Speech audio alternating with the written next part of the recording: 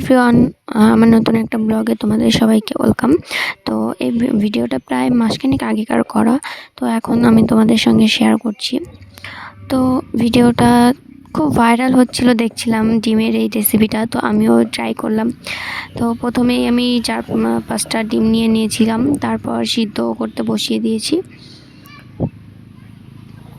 এবার সিদ্ধ করার পর তারপর ওদিকে সিদ্ধ হচ্ছিলো, আমি এদিকে সব কিছু গোছাচ্ছিলাম। তো তেঁতুলটা আমি ভালো করে ধুয়ে ভিজিয়ে রেখেছিলাম। তারপর আমি সব কিছু কাটাকুটি করছিলাম, পেঁয়াজ, শসা, তারপর লঙ্কা, লেবু, তো আরও কিছু অ্যাড করেছিলাম, সেই সব পরে দেখাবো তোমাদেরকে। তো আমার কাছে তেঁতুলের চাটনিটা ছিল না, যার জন্য আমি তেঁতুলটা দিয়েছিলাম। তো তোমরা যদি তেঁতুলের চাটনিটা পারো তাহলে চাটনিটা দিও, তেঁতুলও দিতে পারো। তো এখানে সব কিছু কাটার পর আমি চলে এসলাম এখানে মাখাটা করতে।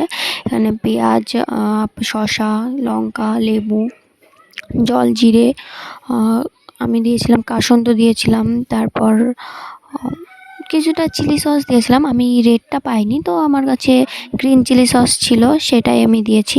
তোমরা চাইলে সেটা স্কিপও করতে পারো, তাতে কোনো অসুবিধা নেই। জাস্ট আমার একটু ঝালের জন্য আমি দিয়েছিলাম, যাতে স্পাইসি ব্যাপারটা আসে। তো এখানে লবণ, তারপর বিট লবণটা দিয়েছিলাম, আবার এমনি নর্মাল লবণটাও দিয়েছিলাম। কারণ কি দুটো দিলে ভালো হয় আমার মনে হয়, কারণ বিট লবণটায় না অতটা লবণ হয় না, মোটামুটি আর কি। তারপরে এখানে আমি তেঁতুলটা দিয়ে দিয়েছিলাম। তেঁতুলটা দিয়ে দেওয়ার পর তারপর কিছুটা এখানে কাসুন্দ দিয়ে দিয়েছিলাম, তারপর চিলি সসটা আমি দিয়ে দিলাম। তো এখানে দেওয়ার পর তারপর মাখাচ্ছিলাম। তো মাখানোর সময় এত সুন্দর সেন্ট বেরোচ্ছিল, তোমরা ভাবতে পারবে না। যারা মাখিয়ে খেয়েছো এই পর্যন্ত তারা একমাত্র জানো। তো এখানে আমি টেস্ট করে দেখছিলাম যে সব কিছু ঠিকঠাক আছে কি না। তারপর একটু লবণটা কম হয়েছিল, তো আমি লবণটা দিয়ে দিচ্ছিলাম। লবণটা দেওয়ার পর তারপর মাখিয়ে সাইডে রেখে দিয়েছিলাম।